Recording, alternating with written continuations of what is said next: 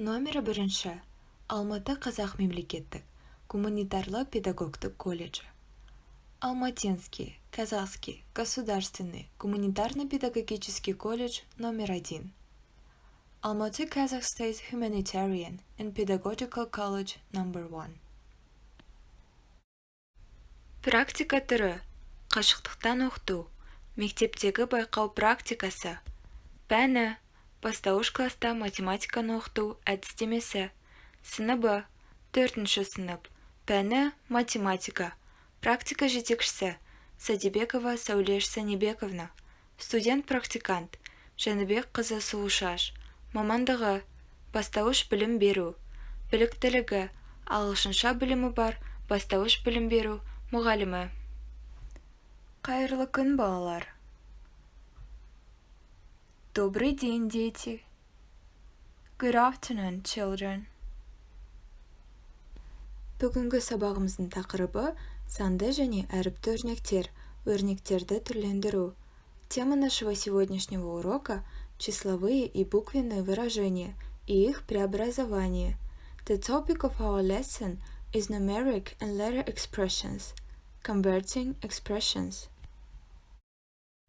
Бүгінгі сабақта, балалар, сендер санды және әріпті өрнектерді түрлендіруді үйренесіңдер.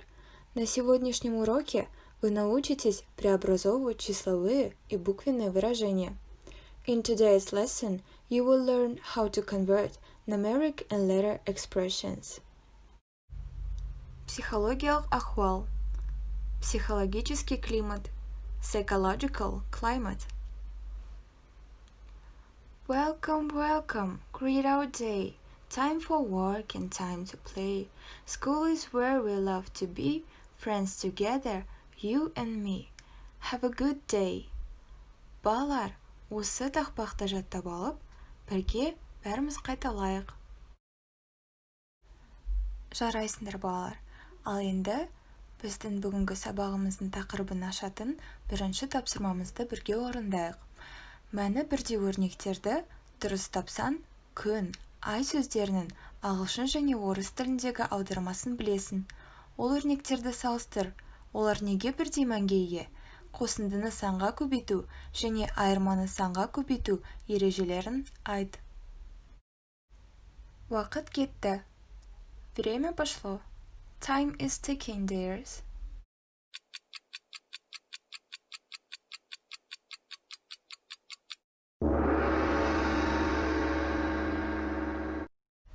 Дұрыс орындадыңыздар. Өте жақсы. Енді есімізге қосындыны санға көбейту және айырманы санға көбейту ережелерін түсірейік. Қосындыны санға көбейту екі тәсілмен жүзеге асады. Бірінші тәсіл сіздер орындағандай қосындының мәнін санға көбейту арқылы, ал екінші тәсіл қосылғаштарды санға жеке-жеке көбейтіп, көбейтінділер мәндерінің қосындысын табу арқылы жүзеге асырылады. Ал айырманы санға көбейту ережесі екі тәсілмен жүзеге асырылады. Біріншісі айырманың мәнін санға көбейту арқылы, ал екіншісі айырманы санға көбейту үшін сол санға азайғышты да, азайтқышты да көбейтіп, бірінші көбейтіндіден екінші көбейтіндіні азайту арқылы жүзеге асырылады. Жарайсыңдар, балалар. Сендер сұраққа дұрыс жауап беріп, күн мен ай сөздерінің ағылшын және орыс тіліндегі аудармасын білдіңдер. Молодцы, ребята! Вы смогли верно ответить на вопрос и узнали перевод слов «солнце» и «луна» на английском и русском языке. Well done! You were able to answer the question correctly and learned the translation of the words sun and moon in English and Russian. Балалар, сабағымызды бастамас бұрын, бүгінгі сабақта кездесетін жаңа сөздермен танысып өтейік. Олар қазақша, орысша, әрі ағылшынша. Ребята, перед началом нашего урока давайте познакомимся с нашими новыми словами. Они у нас на казахском, на русском и на английском языке. Guys, before the beginning of our lesson, let's get acquainted with our new words. They are in Kazakh, in Russian, and in English. Санды өрнектер. Числовые выражения. Numeric expression. Әріпті өрнектер. Буквенные выражения. Letter expressions. Өрнектің мәні. Значение выражения. Expression value.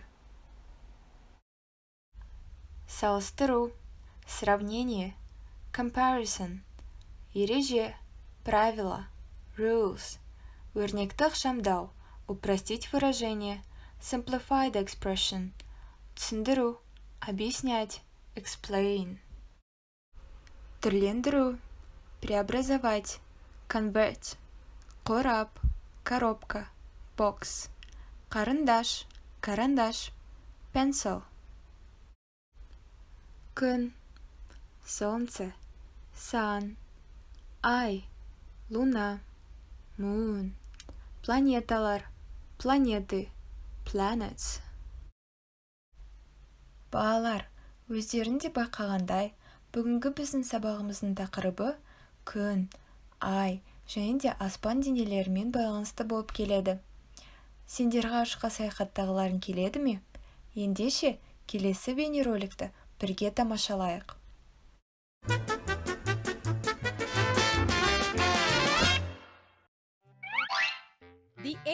Сегіз планетаны күннен қашықтығының артуы бойынша атайық. Меркурий, Шолпан, Жер, Марс, Юпитер, Сатурн, Уран және Нептун. Олар күнді белгілі бір орбиталармен айналады.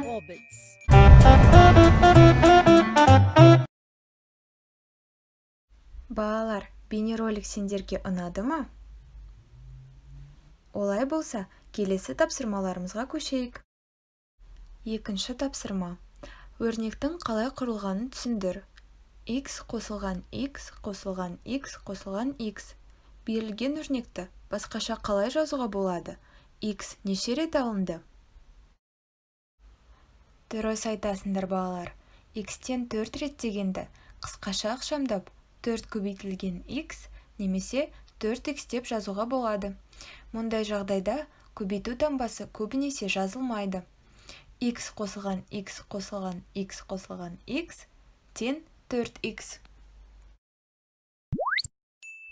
Есінде сақта. Запомни. Remember. Нәтижесінде әлде қайда қарапайым өрнек алынатын түрлендіру өрнекті ықшамдау деп аталады. Үшінші тапсырма. Есептің шарты бойынша өрнек құр. Үстел үстінде карандаштар салынған 3 түрлі қорап жатыр. Бірінші қорапта бірнеше карандаш, екіншісінде одан 2 есе артық, ал үшіншісінде біріншісіне қарағанда 3 есе артық карандаш бар. Карандаштардың санын көрсететін өрнектер жаз. Уақыт кетті. Время пошло. Time is ticking, guys.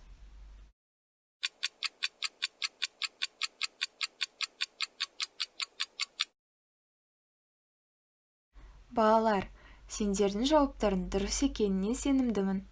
Алайда, есепті бірге тексерейік. Есептің шарты бірінші қорапта x карандаш, екінші қорапта 2x карандаш, ал үшінші қорапта 3x карандаш. Бірінші, екінші және үшінші қорапты бірге алғанда x қосылған 2x қосылған 3x өрнегі шығады. Ал осы өрнекті үлестірімділік қасиетін қолданып, түрлендіргенде 6x шығады екен. Есінде сақта, айнымалы әртүрлі мәндер қабылдай алатын шама. Математикада тек бірдей символдарды, яғни әріптерді қосады және азайтады. 10b азайтылған 4a өрнегін ықшамдауға болмайды. Төртінші тапсырма. Мүмкін жағдайдағы өрнекті ықшамда.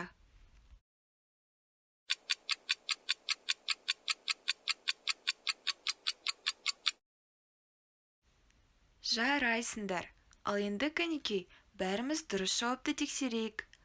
6a азайту 4a тен жақша ішінде 6 азайтылған 4 көбейтілген a тен 2a. 10а қосу 3а қосу 2а тең жақша ішінде 10 қосу 3 қосу 2 көбейтілген а тең 15а.